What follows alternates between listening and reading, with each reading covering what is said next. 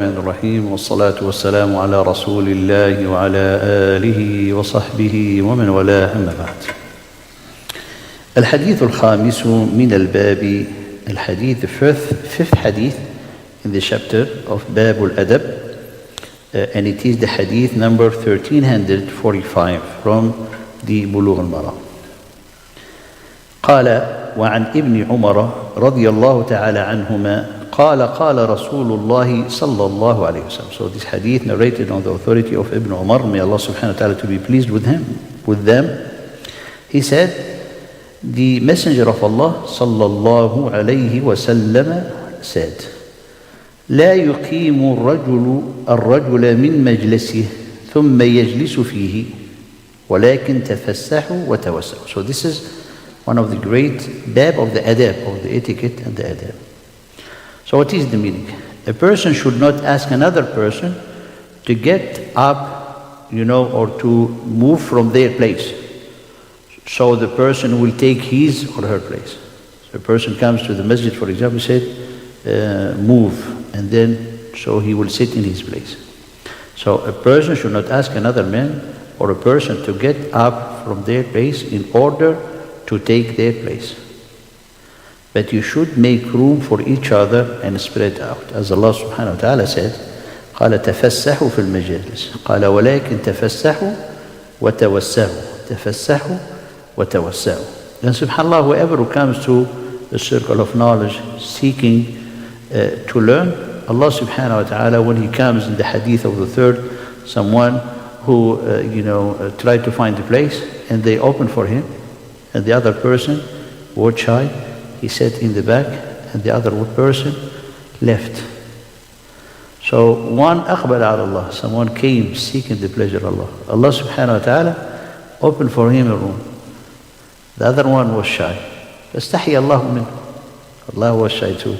To show subhanallah the greatness of this etiquette and this adab, and how Allah subhanahu wa ta'ala reward for it. And the one who didn't find a place, he left. قال أعرض فأعرض الله. Allah subhanahu wa ta'ala turned away from him.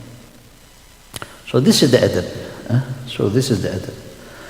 So here there is an aspect in the adab that every hadith, when you read here, the Prophet ﷺ قال لا يقيم الرجل الرجل. So here should not ask another person to get up from their place. Should not or do not. It is, imply the amr. Al-amru yufidu wujub.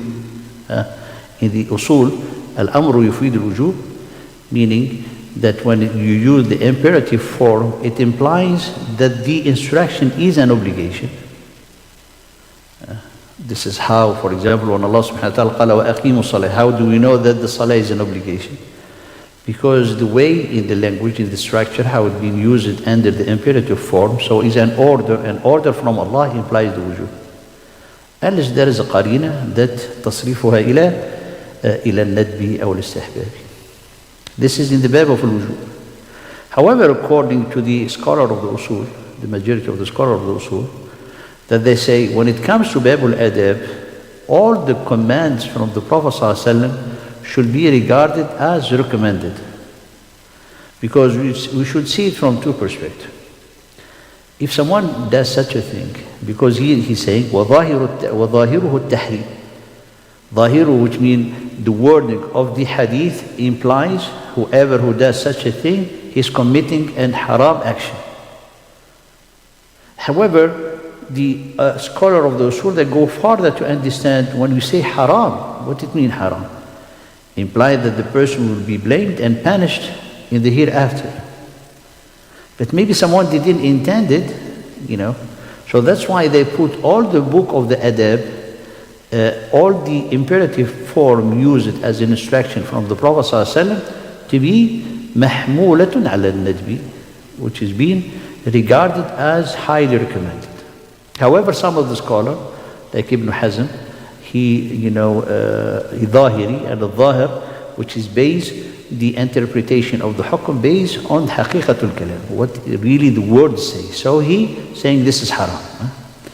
I'm saying this as an introduction, especially for the whole book of the adab. قال وظاهره التحريم. That's why he said فظاهره التحريم, based on what I have said. فمن سبق إلى موضع. Now let's see the etiquette and see the fact that to not do it, no one should do it. But when they does it, how is going to be like something makruh, something is going to be blamed, reproached, punished for it, That's the hukm of the hadith. But the etiquette itself that we need to follow, here the hadith of the Prophet ﷺ. Because if it's not haram the way that this scholar mentioning, does not mean that you should do it. This is rahmah from Allah subhanahu wa ta'ala to make some of the orders of Allah and His Messenger to not be, as level of haram, to not be punished. So it's rahmah from Allah. And this is very important, to not regard the sunnah. What is part is an obligation and part is recommended. So we do the obligatory part and we do not do the recommended part. No, the sunnah is all order from Allah subhanahu wa ta'ala. Then we are, we should hasten to do it. But if we don't do some of it because of certain consideration, so Allah is Ar-Rahim. He said, this one I will not consider it to be blame you as if you have not done this one. So this is the rahmah of Allah, not because the order itself it does not have importance as the other one. All the order from Allah and His Messenger are very important for the believer and his life.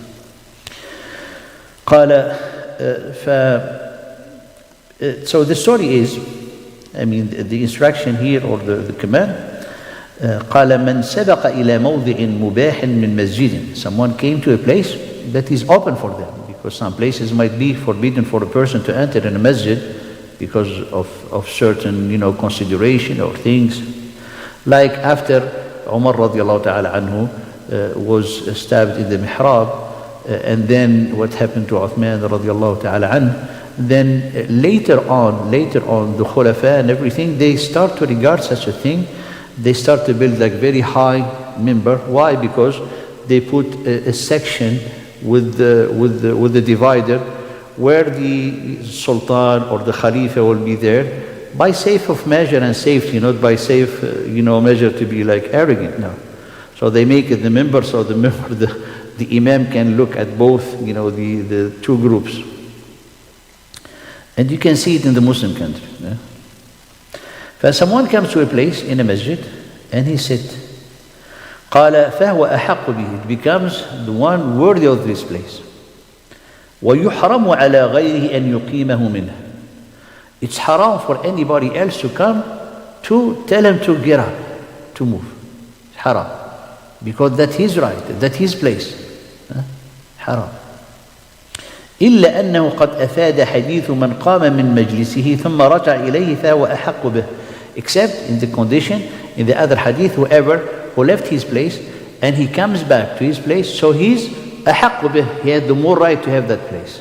So someone comes back, he said, I'm sorry brother, I was here. For this reason, it is allowed to leave one's, prayer rug or something belonging to say, this is mine. As long as he's in the vicinity of the masjid. But to go home and stay the whole day, come back to guarantee Salat al-Isha in Ramadan, that's not right. That's not right. This is good for Ramadan. أنه إذا كان قد سبق فيه حق لأحد بقعود فيه من نصل ثم فارقه ثم أعاد إليه. So he left and then he came back to his place. For example, someone wanted to renew their wudu, he has something to do outside, to answer a phone, comes back and someone took his place. He said, I'm sorry, I was here, So that he had the right, who was to come back and he was in that place, that he's right to take back. So he has this right, he has the right to have that person to leave that place, to have him to remove him or to get up from that place, so he will take back his place that he had in the beginning. قال ثم فارقه أعناه. وإلى هذا ذهبت الهدوية والشافعية. The Shafi'i school, they say, لا فرق في المسجد بين أن يقوم ويترك فيه سجادة أو نحوها أولى. It's either to leave as a mark that his place prayer rug or not. So the person will come back, say, this is my place. He said, I didn't see anything, belonging or your prayer rug to not sit. He said, but that was my place. So it's not a requirement for a person leave something for as a sign or as a witness that was his place. قال فإنه أحق به قال وإنما يكون أحق به في تلك الصلاة وحدها دون غيرها. No, they added that's only for that particular salah, because he was waiting for the salah, he left and he came back. So for example, if he was in Salat al-Dhuhr in that place and he left, drove off the masjid, and he came back in Salat al-Asr and he finds someone in the place where he plays Dhuhr, he said, this is my place. He said, no, that's not your place.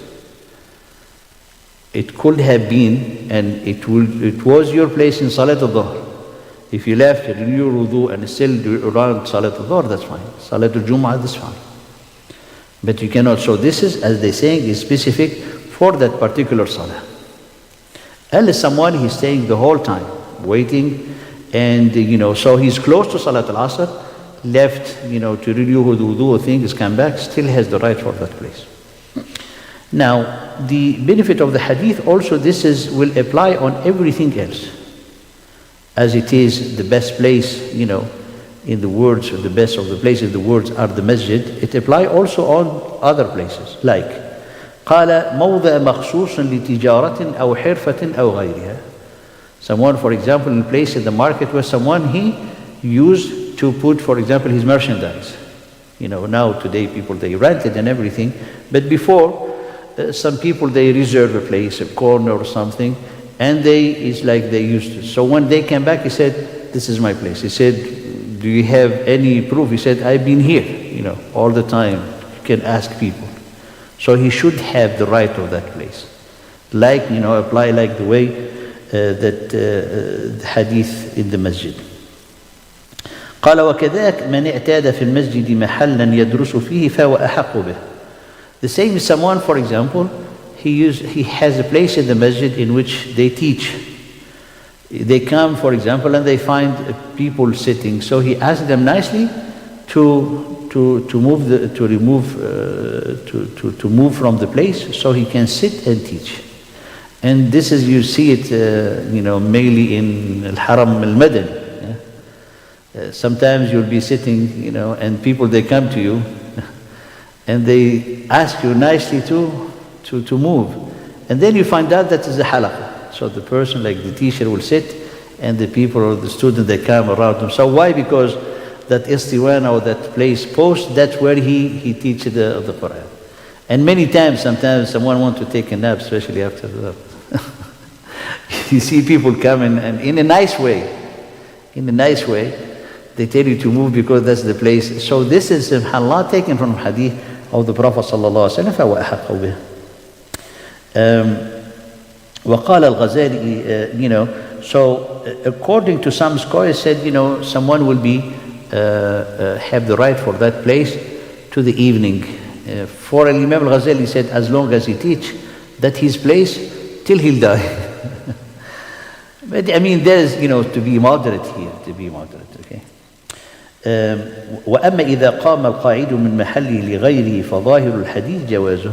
However, if a person leave his place for another person willingly, so there is no blame on this person. He cannot say, I'm sorry, I cannot leave. Or if you see a person say, you can take my place, that's of course is permissible. عن ابن عمر أنه كان إذا قام له الرجل من مجلسه لا يقعد فيه. Ibn Umar radiallahu ta'ala anhu, when some of the people, they see him, they want to, they stood and they asked Ibn Umar to sit in his place. So Ibn Umar used to refuse that. The refusal of Ibn Umar, not because it's not permissible, but because he was tawarru'an. He does not want to get or to bother people, because every time someone will see him, they will stand, and he was, scholar, great sahabi, radiallahu ta'ala anhu. So he used to refuse. And he might also, the other interpretation, that the person, he only left his place because he was kind of shy from him. Ibn Umar, we have to leave his place, our place to him. So he used to refuse that, radiallahu ta'ala. The next hadith, وعن ابن عباس قال قال رسول الله صلى الله عليه وسلم إذا أكل أحدكم طعاما فلا يمسح يده حتى يلعقها أو يلعقها. This is hadith in Adab al-Akl, but this hadith is very important to put it into its perspective. When one of you eats, he must not wipe his hand till he licks the fingers, or give it to someone else to lick. Such as, my kids or like children or wife or husband and so on. طيب. So this hadith, he's saying, دليل على عدم غسل اليد من الطعام وأن يجزئ مسحها. So the first instruction in the hadith, that someone is not obligated to wash his hand after finishing eating, but licking the fingers after. It will be kind of cleaning, However, it has another perspective.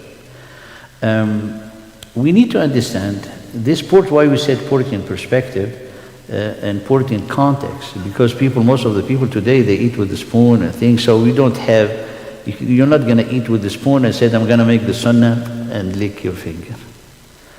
So here, subhanAllah, first, the eating of the sunnah, if someone at that time, put it in that context, one of the great wisdom is first to avoid the waste, because we're going to see the hadith of the Prophet ﷺ, how the ina will be making istighfar. I mean, when you finish everything in the ina, in the pot or the dish making for you istighfar. Now we're going to go to higher step. What is this higher step? You're eating a food that Allah subhanahu wa ta'ala provided for you. And when you look with the eye of the unseen, you understand that everything around you, as Allah subhanahu wa ta'ala said, do celebrate their praises to Allah subhanahu wa ta'ala. So imagine every cell into your body is making salah. Every object around you is making salah.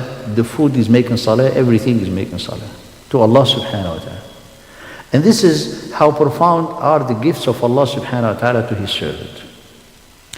Therefore, that food, when you eat it, it's a gift from Allah, but also one of the way to pay the gift, to not waste it. So licking the fingers is a way how, subhanAllah, to finish what you have still in your finger and to wipe the dish.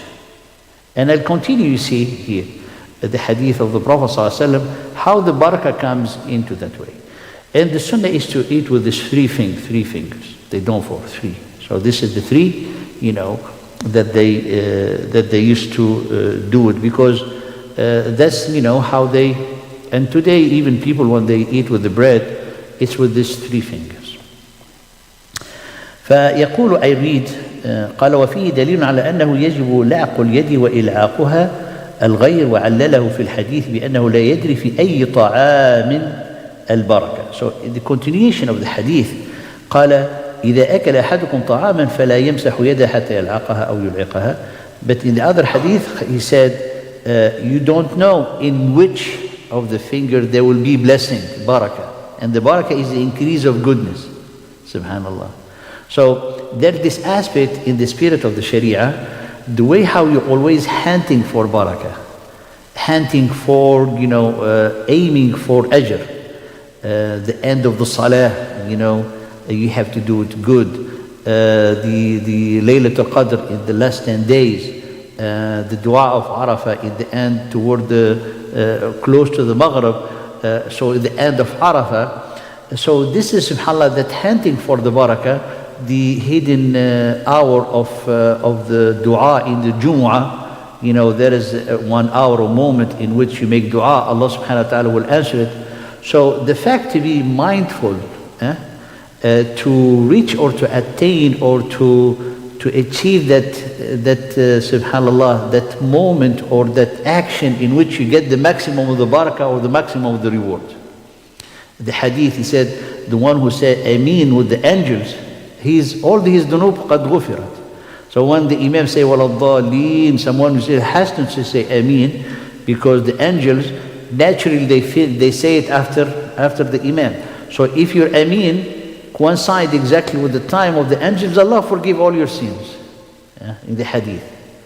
This has helped the believer to have that mindfulness and to always, subhanAllah, hunting for the reward. So that mindfulness to be someone always active, proactive, and yusari'u fil khairat. Those is like built in at the spirit of hasting toward the good. So subhanAllah, you don't know in which of the finger there is a barakah. So you're going to do them all. It's like you don't know where the Laylatul Qadr is. You're going to make Qiyamul Layl for the 10 nights. قال وعلله في الحديث بأنه لا يدري في أي طعامه البركة كما أخرجه مسلم أنه صلى الله عليه وسلم أمر بلعق الأصابع والصحفة. In Sahih Muslim, he ordained the Prophet صلى الله عليه وسلم to lick the أصابع and to wipe the whole dish. قال إنكم لا تدرون في أيه البركة. You don't know in which part will be the blessing from Allah. And the barakah, subhanallah, is that force from Allah, gift from Allah subhanahu wa ta'ala to increase you in goodness in all its perspective. Health, mood, rizq, practical, tangible rizq, all of it. That's the whole barakah, subhanallah. Then he continued, قال إنكم لا تدرون في أي البركة وكذلك أمر صلى الله عليه وسلم بالتقاط اللقمة من الأرض. This is avoiding the waste, seeking the barakah, and all of it, subhanAllah, in a way of being grateful to Allah subhanahu wa ta'ala. If a bite, falls on the ground, you don't throw it in the garbage. قال بالتقاط اللقمة من الأرض. He picked the bite. قال ومسحها, and he cleaned it. وأكلها, and he eat it. SubhanAllah, this is barakah. But now they say it's disgusting things today, like, they throw half of the food. Why? Because they don't like it. It's spoiled. It has like 2 minutes out of the fridge. It's going to be, this is the waste, subhanAllah. You just look at at your garbage every week, you'll see, subhanAllah. May Allah forgive us. So there's people, subhanAllah, it becomes like, all like this germ things. It's over, subhanAllah. It's like over is, the way to be protected from germs is like extreme. It becomes extreme. So if you do such a thing, it's like, subhanAllah, they make you like, a person like, almost you're going to be like a COVID walking among people. This is very important for us, wallahi, because it will come a time, as Umar radiallahu ta'ala anhu, he said, teach your kids, the harsh life.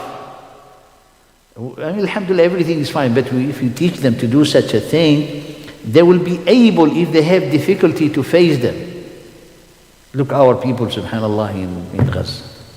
Allah Allahumma aghfir lana ya Rabb. This, subhanAllah, what brings us to modesty. When you see, for example, elders drinking milk, and there's a fly who's like, get into the milk.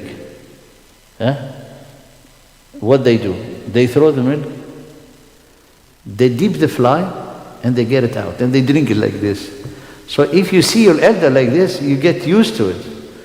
But if you see your elder put the milk, or your father, and you throw it in the sink, say subhanAllah, And in the unseen, there's a barakah in it, because the hadith of the Prophet ﷺ, maybe we'll come to read about it here.